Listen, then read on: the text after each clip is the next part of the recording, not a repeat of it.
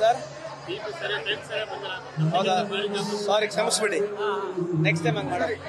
ಈಗ ಅಸಂಘಟಿತ ಕಾರ್ಮಿಕರಿಗಾಗಿ ಹಲವು ಯೋಜನೆಗಳನ್ನ ತಂದಿದ್ದೀರಿ. ಆದ್ರೆ ಅಸಂಘಟಿತ ಕಾರ್ಮಿಕರು ಒಕ್ಕೂಟದವರು ಸುದ್ದಿಗೋಷ್ಠಿ ಮಾಡಿ ಕಾರ್ಮಿಕ ಕಲ್ಯಾಣ ಮಂಡಳಿ ಎಲ್ಲ ಲೂಟಿ ಆಗ್ತಾ ಇದೆ ಅಂತ. ಅಲ್ಲ, ಎರಡಿದೆ. ಒಂದು, ನಾವು ಬಂದಿರತಕ್ಕಂಥ ಕಾರ್ಯಕ್ರಮ ಮಾಡತಕ್ಕಂಥದ್ದು ಅಸಂಘಟಿಕರದ್ದು.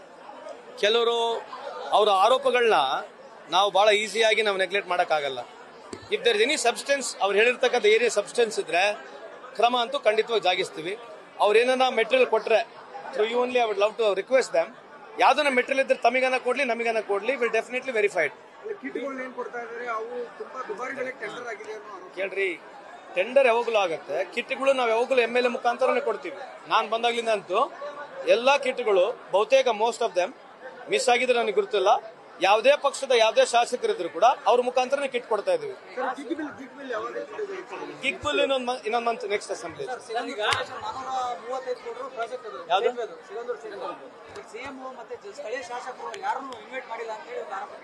ಯಾರು ಇನ್ವೈಟ್ ಮಾಡಿಲ್ಲ? ನನಗೆ ಮಾಹಿತಿ ಇಲ್ಲ ಅದ್ರ ಬಗ್ಗೆ.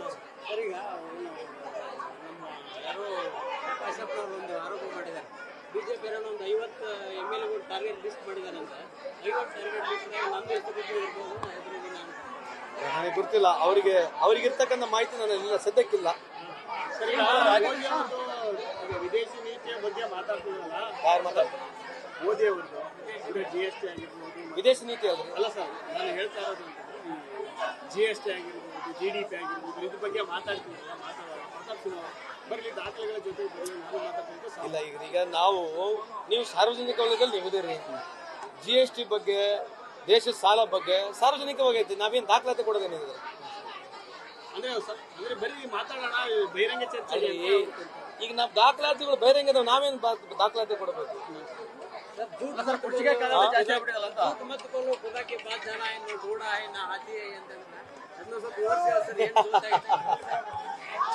ಈ ಡಿಮಾನಿಟೈಸೇಷನ್ ವಿಷಯದಲ್ಲಿ ಮೋದಿ ಸಾಹೇಬರು ದೇಶಕ್ಕೆ ಜನಕ್ಕೆ ಬಹಳಷ್ಟು ಆಶ್ವಾಸನೆಗಳು ಕೊಟ್ಟರು.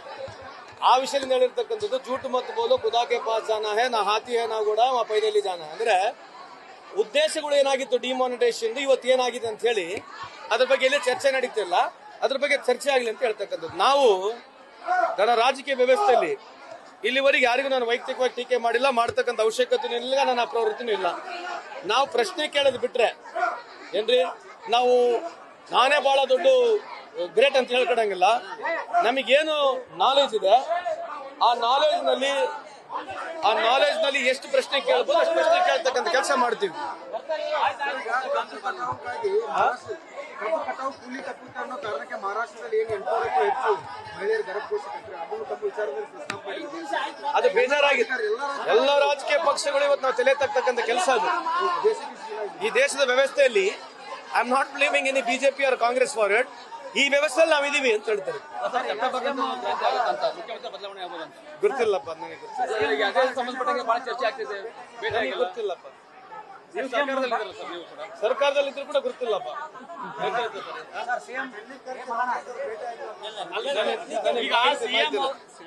ಶಾಸಕರ ಬೆಂಬಲದಿಂದಲೇ ನಾನು CM ಆಗಿದ್ದೀನಿ ಅಂತ ಹೇಳ್ತಾರೆ. ಈ ಪದೇ ಪದೇ ಯಾರೇ CM ಆದ್ರೂ ಕೂಡ ಮತ್ತೆ ಶಾಸಕರ ಬೆಂಬಲದಿಂದ ನಾವು ಚುನಾವಣೆನೇ ಆಗಿಲ್ಲ ಅದ್ರ ಬಗ್ಗೆ ಅಂತ DCM ಬಗ್ಗೆ 4 ಮಚ್ಚ ತಂದ್ರೆ ಗೊತ್ತಿಲ್ಲ. ಈಗ ಮಾನ್ಯ ಮುಖ್ಯಮಂತ್ರಿ ಆದ್ಮೇಲೆ ಫೈನಲ್ ಅಲ್ಲ, ಮತ್ತೆ ನಾವ್ಯಾಕೆ ಅದ್ರ ಬಗ್ಗೆ ಮಾತಾಡೋದು? ಇದ್ರದ್ದು ಅಲ್ಲ, ಅದು ಆಗೋದಿಲ್ಲ ಅಂತ ಎಲ್ಲ ಹೇಳ್ತಿದ್ರೆ ಮತ್ತೆ ನೀವು ಬದಲಾವಣೆ ಆಗತ್ತೆ ಅಂತ ಕೇಳ್ತೀರಿ. ನಿಮ್ಮವರೇ ಕೂಡ ಕೆಲವರು ಮಾತಾಡ್ತಾರೆ. ಶಿವಗಂಗಾ ಬಸವರಾಜರು ಹೇಳ್ತಿದ್ದಾರೆ. ಏನಂದ್ರಿ? ಸ್ಥಳೀಯ ಶಾಸಕ ಶಿವಗಂಗಾ ಬಸವರಾಜರು ಡಿಸೆಂಬರ್ ಮುಖ್ಯಮಂತ್ರಿ ಬದಲಾವಣೆ ಆಗುತ್ತೆ. DK ಶಿವಕುಮಾರ್ ಅಲ್ಲಿ ಯಾರು ಹೇಳಿದ್ರೆ ಅವ್ರನ್ನ ಕೇಳಿ. ನೀವು ನಾನಂತ ಹೇಳಿಲ್ಲ, ನಾನು ಹಿಂಗೆ ಹೇಳಿ ಅವ್ರ ಪರವಾಗಿ. ಆಯ್ತ್ರಿ, ಸರ್ಕಾರದಲ್ಲಿ ಇದೀವಿ, ಪಕ್ಷದಲ್ಲಿ ಇದೀವಿ ಇಲ್ಲ ಅಂತಲ್ಲ. ಯಾರೇ ಅವ್ರ ವೈಯಕ್ತಿಕ ಅಭಿಪ್ರಾಯನ ನಾವು ಸಮರ್ಥನೆ ಮಾಡ್ಕೊಳಕ್ ಬರಲ್ಲ, ಅದಕ್ಕೆ ನಾವು ಅದು ಎಂಡೋರ್ಸ್ಮೆಂಟ್ ಮಾಡೋಕ್ಕೂ ಬರಲ್ಲ. So I don't know about it. If they are speaking, please kindly ask them only.